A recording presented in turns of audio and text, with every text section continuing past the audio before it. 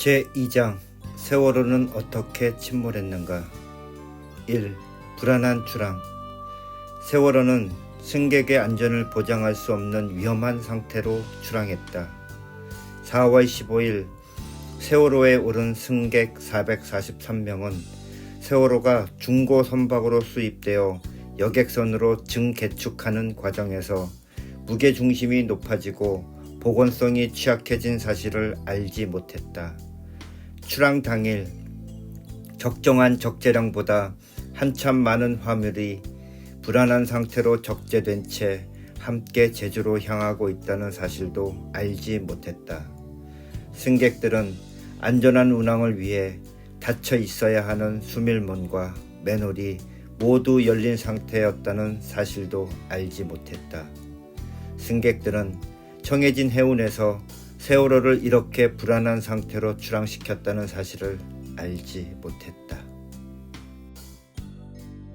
청해진 해운의 세월호 도입과 증개축. 청해진 해운은 2012년 10월 일본 나미노 우에호를 8억엔에 들여와 인천 제주 항로의 내항 여객선 세월호로 증개축에 사용했다.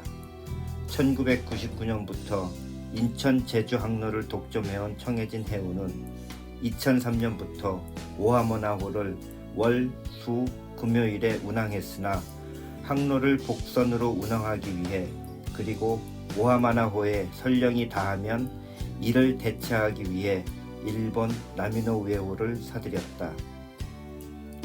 청해진 해운은 나미노 우에호를 들여온 직후에 2012년 10월 7일부터 이듬해 2월 16일까지 전남 영암에 있는 CC조선에서 이 선박의 증개축 작업을 벌였다. 승객이 머무는 여객실을 증설해 승객 정원은 804명에서 117명 늘어나고 선원 정원은 1명 줄어 최대 승선 인원은 956명이 됐다. 중개축으로 선수 우연 램프가 제거됐다. 이런 개조 작업으로 아무것도 싣지 않은 배 자체의 무게를 뜻하는 경하 중량은 307톤 증가했고 이에 따라 선박이 적재할 수 있는 최대 중량을 의미하는 재화 중량은 307톤 감소했다. 개조된 세월호는 선수에서 선미까지 145.61m, 좌연에서 우연까지 22m인 6층의 구조로 이루어졌다. 위쪽 3개층은 승객이 머무는 객실이며 가운데 2개층은 차량이나 화물 등을 실을 수 있는 화물칸이다. 선교 갑판 위쪽으로 승객들을 위해 불꽃놀이를 하던 컴퍼스 갑판이 있고 D 갑판 아래에는 화물칸, 기관실, 평형수, 연료유, 청수탱크, 횡방향 스러스터 등이 있는 구역과 화물을 적재하는 E 갑판이 있다. A 갑판에는 2등 객실, 로비 등이 있으며 총 여객 정원은 484명이었다.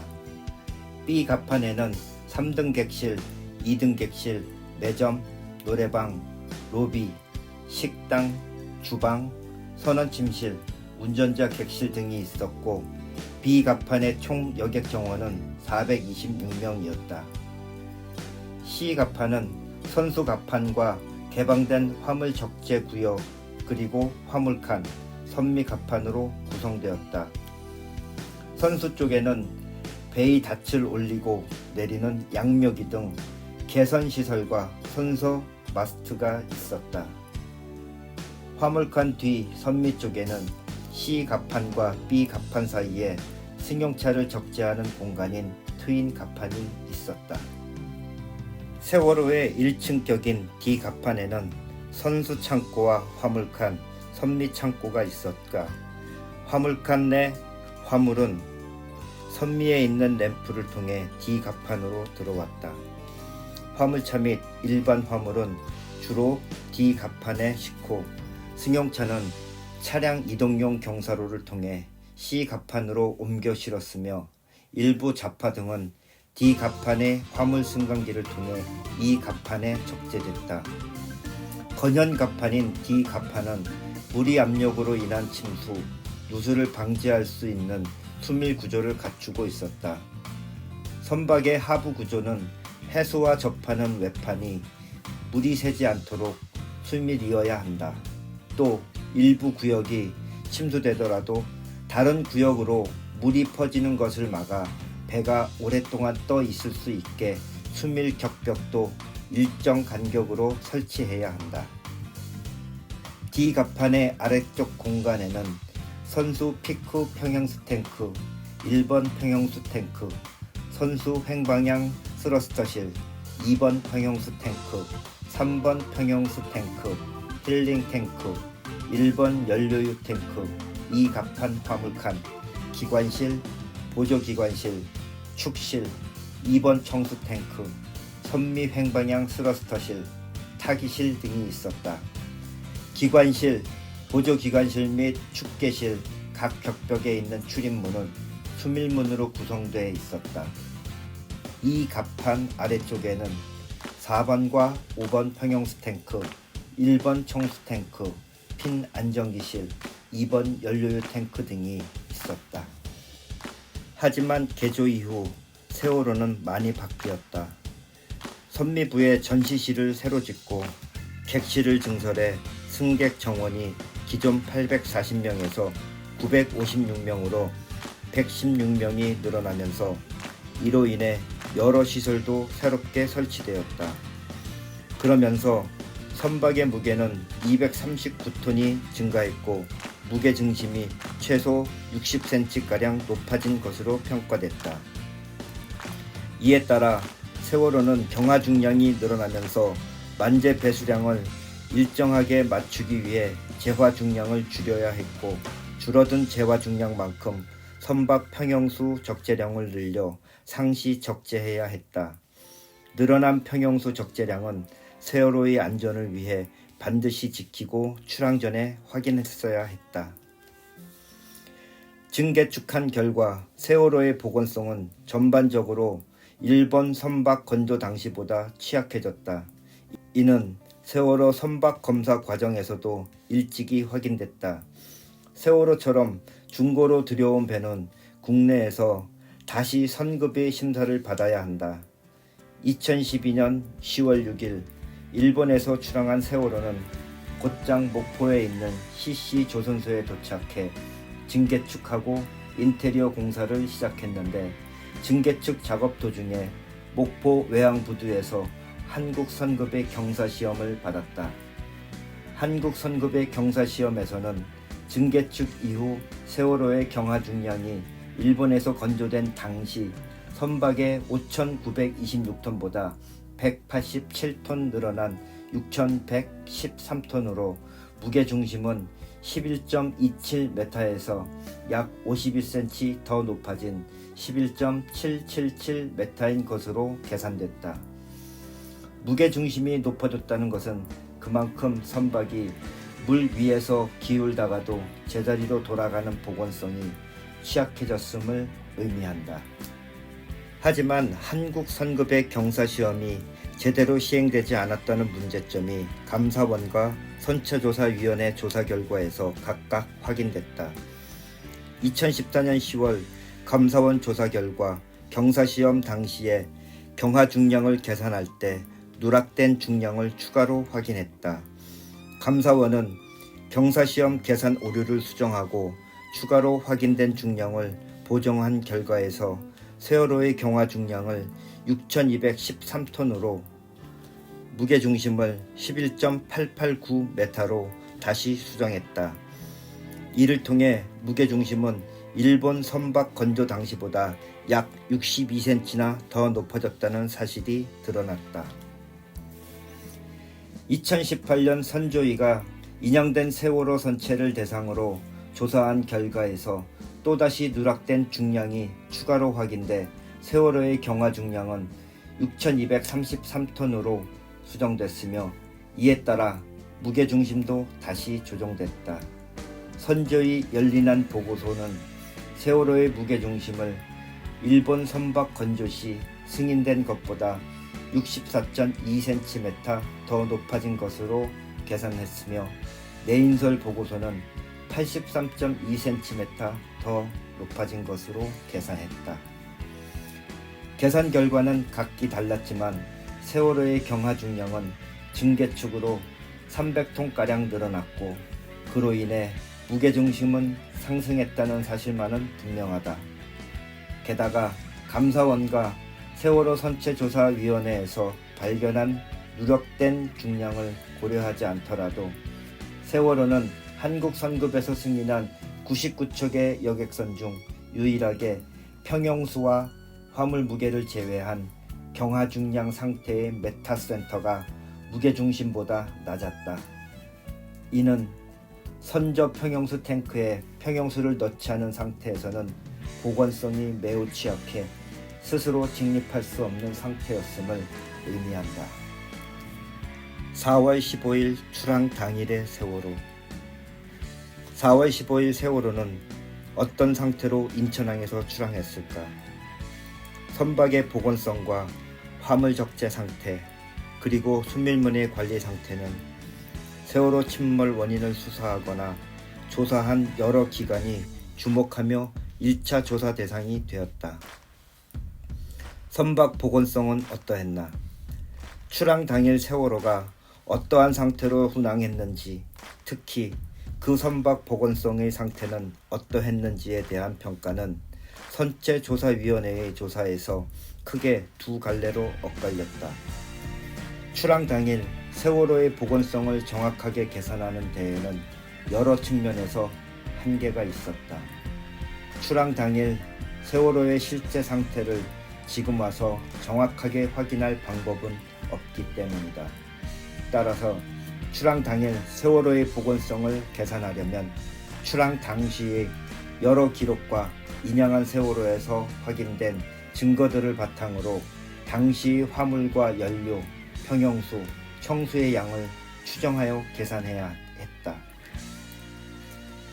선조위의 내인설 보고서와 열린함 보고서에는 출항 당시 세월호의 보건성이 서로 다르게 계산되어 있다.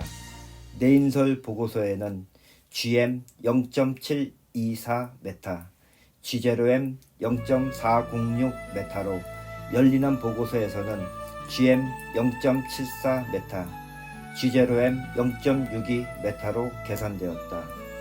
세월호 선박의 화물, 연료, 평형수, 청수 등의 양을 어떻게 파악하느냐에 따라 결과가 엇갈렸다. 특히 세월호 평형수의 자유표면 효과를 어떻게 얼마나 반영하느냐에 따라 차이가 벌어졌다. 자유표면 효과에 대한 평가 차이는 세월호 평형수 탱크 상태에 대한 추정에서 비롯했다.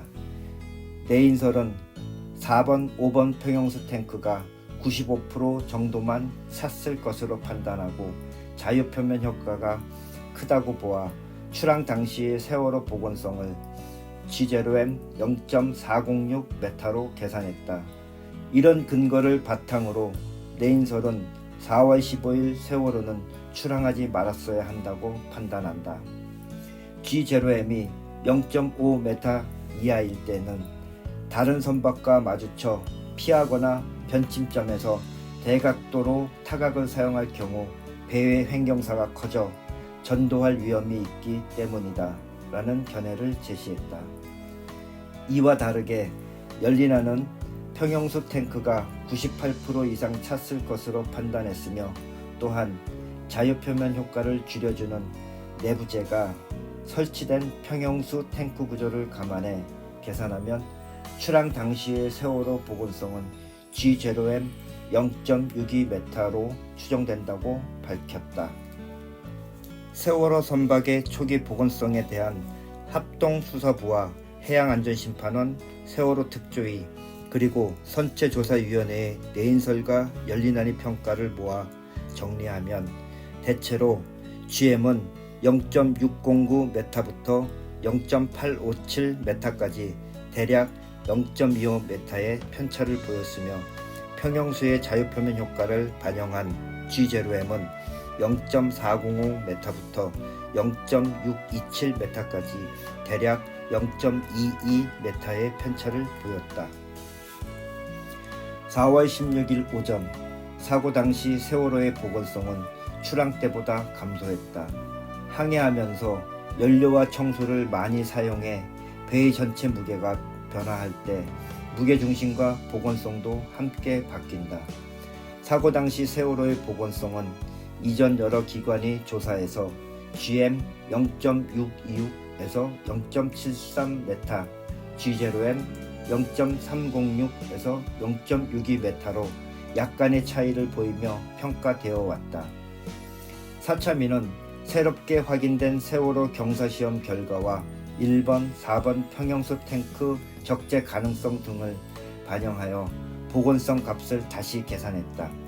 사참위는 서로 다른 조건에서 사고 당시 보건성을 평가하는데 첫째, 선조위 연린한 보고서의 계산 방식으로, 둘째, 내인설 계산 방식으로, 셋째, 연린한 계산 방식에서 1번, 4번 평형수 탱크의 평형수가 배출된 조건으로 GM과 G0M을 계산했으며 여기에서 얻은 첫째 조건 GM 0.561m, G0M 0.495m, 둘째 조건 0.591m, 0.311m, 셋째 조건 0.619m, 0.517m의 보건성 수치를 세월호의 선회와 횡경사 시뮬레이션 등에 활용했다. 화물 적재 상태 어떠했나? 4월 15일 출항 당시 세월호에 실린 화물의 적재 상태는 침몰 사고에 영향을 끼친 주요한 요인으로 여러 조사 과정에서 주목받았다. 화물의 고박 상태는 세월호 선체가 인양된 이후 선조위가 본격 조사하면서 자세하게 드러났다. 출항 당시 세월호의 화물들은 화물 고박 배치도의 고박 장치 및 방법, 간격 등을 고려하지 않고 빽빽하게 실린 것으로 확인됐다. 선박 배치도에 규정된 고박 장치와 다른 장치를 사용하기도 했다. 예컨대 D갑판 앞쪽에는 배에 있어야 하는 고정식 고박 자재가 설치되지 않아 화물을 제대로 고박할 수 없었다. 선수갑판에는 컨테이너 45개를 2단으로 쌓아 실었다. 컨테이너들 사이의 빈 공간에는 철근, H빔, 파이프들이 적재됐다. 선체조사위원회에서는 이 화물들이 제대로 고박되었는지 분명하게 확인할 수 없었으나 부실한 고박으로 보이는 일부 상태가 관찰된다는 영상자료 분석 결과도 제시됐다. B갑판과 C갑판의 중간층 높이로 선미 쪽에 만들어진 트윈갑판에는 자동차를 6대씩 2열로 총 12대를 적재하는 것을 전제로 14.4톤을 실어도 된다고 승인이 나 있었으나 4월 15일 당일에는 트윈갑판에는 총 33대의 자동차가 실렸다. C갑판에는 승용차 65대, 화물차 33대를 합해 100대 가까운 차량이 실렸다. 세월호의 화물 고박 배치도에 따르면 자동차는 좌우 2대씩 총 4개의 고박 장치를 이용하여 고박해야 한다고 정해져 있었지만 CCTV와 차량 블랙박스 영상 속 고박 상태는 좋지 않았다. 차량 절반 이상의 고박 장치가 체결되지 않았고 타이어 접지 부분에 고인목을 둔 것으로 대신했다. 고박한 경우에도 차량 한 대당 고박 장치를 2개만 사용했다. 트럭은 체인으로 고박했는데 효과가 아예 없는 것은 아니었으나 이 역시 화물 고박 배치도에 승인된 고박 방식은 아니었다. 대형 트럭 전방 2개, 후방 2개에 체인으로 고박했는데 20톤 이상의 차량은 이 체인이 감당하지 못했을 가능성이 있었다. 또 화물을 실어서는 안 되는 차량 이동용 경사로에도 차량이 7대가량 실렸다. D갑판에도 자동차와 화물차들이 많이 실렸다. 화물 고박 배치도에는 1열당 6대만 적재할 수 있었지만 실제로는 9대를 매우 빽빽하게 실었다. 게다가 중앙과 선수 사이 지점에 양쪽으로 철근 273톤이 제대로 고박되지 않은 채 실려 있었다. 그 사이에 디스크 건조기 2대가 트레일러 위에 실렸고 그 옆에 시멘트 트레일러, 또 옆에는 디스크 건조기 1대가 더 실렸다. 가장 큰 디스크 건조기는 자체 무게가 52톤, 트레일러 무게까지 합하면 73톤이다. 작은 디스크 건조기는 자체 무게 25톤, 트레일러 포함 40톤이다. 이 건조기들이 전날 오하마나호가 실기를 거부했다던 중장비였다. 이 갑판에도 컨테이너와 사료, 자파가 실렸다. 화물 고박 배치도에는 컨테이너 적재가 승인되어 있지 않았으나 이 갑판에서 컨테이너 30개가 발견됐다. 사참위가 선조위의 화물조사 결과를 다시 검증하여 밝힌 세월호 화물 총 중량은 3.8톤가량 늘어난 2214톤이다. 수밀관리 어떠했나? 건연갑판인 D갑판 아래의 이 갑판에서는 수밀성이 잘 관리되어야 한다. 침수가 발생하더라도 피해를 최소화하거나 지연시킬 수 있도록 수밀 격벽 구조를 갖추고 통로가 되는 맨홀과 수밀문은 닫아두거나 비상시에 즉시 닫을 준비가 되어 있어야 한다. 하지만 인양된 세월호에서는 이 갑판의 맨홀 5개와 수밀문 2개가 모두 열린 상태여서 침몰 사고 당시에 수밀 격벽이 제 기능을 하지 못했던 것으로 밝혀졌다. 수밀문은 비상시에 즉시 닫을 수 있어야 했으나 보조기관실과 축실을 연결하는 수밀문 6번에는 고인물을 빼내기 위한 호스가 통과하고 있었다. 선원들이 증언을 종합하면 수밀문은 고장이 잦아 관행적으로 열어둔 채 운항했던 것으로 드러났다. 수밀문은 출항할 때 닫아야 하고 항해 도중 필요할 때 열더라도 평상시에는 닫아두는 것이 원칙이다. 필요에 따라 열어두더라도 항상 닫을 준비가 되어 있어야 하는 것이다. 세월호의 수밀문은 유압을 활용해 원격으로 닫을 수 있는 미닫이문 구조로 설치되어 있었다. 하지만 세월호의 수밀문은 평소에 고장이 잦고 제대로 유지보수를 하지 않아 항상 열어둔 채로 두어 수밀문 관리를 제대로 하지 않았다. 맨홀들도 늘 열린 상태였다. 맨홀은 선원들이 기기 내부 점검을 위해 설치하는 계곡으로 덮개를 너트로 8개 돼 있으며 운항할 때는 닫아 놓는 게 원칙이다. 하지만 세월호에서는 맨홀 통로를 드나들어야 하는 작업이 잦다는 이유로 맨홀을 늘 열어두었다. 그중 하나로 핀 안정기실은 선원들이 자주 출입하는 곳이었는데 그 출입구가 맨홀 구조였다.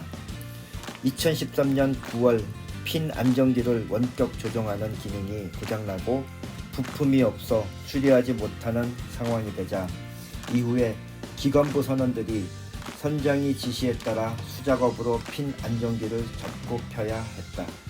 하지만 핀 안정기실을 자주 출입하게 되면서 이곳의 맨홀은 늘 열린 상태로 방치되었다. 우연핀 안정기실의 통로인 맨홀은 너트도 없이 열려 있었고 자연핀 안정기실로 들어가는 맨홀은 덮개가 아예 떨어진 채 다른 곳에 방치됐다. 외국 선급의 핀 안정기실 수밀 규정을 보면 핀 안정기실 출입구는 맨홀이 아닌 긴급 상황에서 원격으로 조정할 수 있는 수밀문으로 만들어야 한다. 304명의 목숨을 앗아간 참사.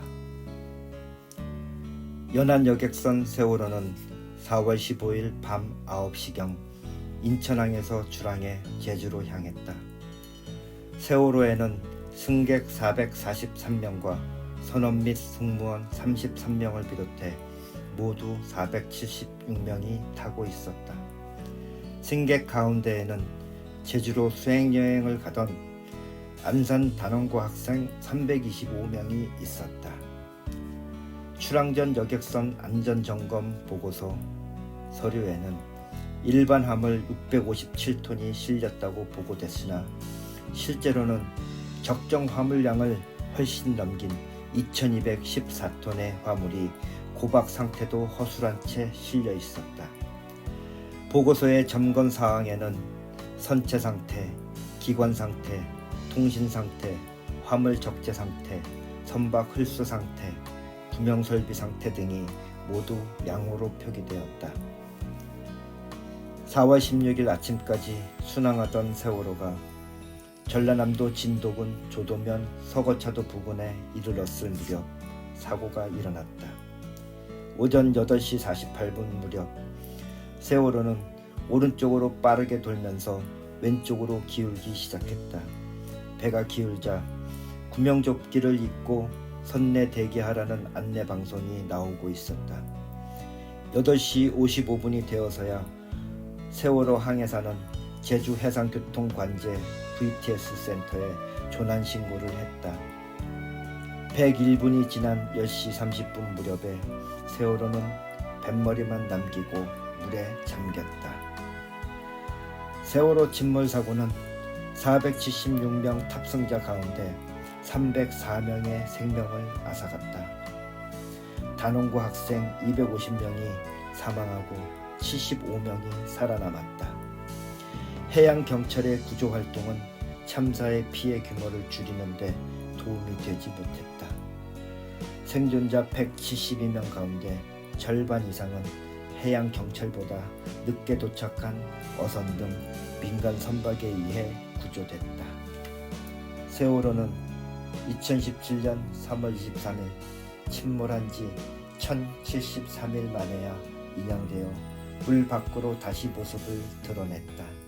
하지만 실종자 5명의 죽음은 끝내 찾지 못했다.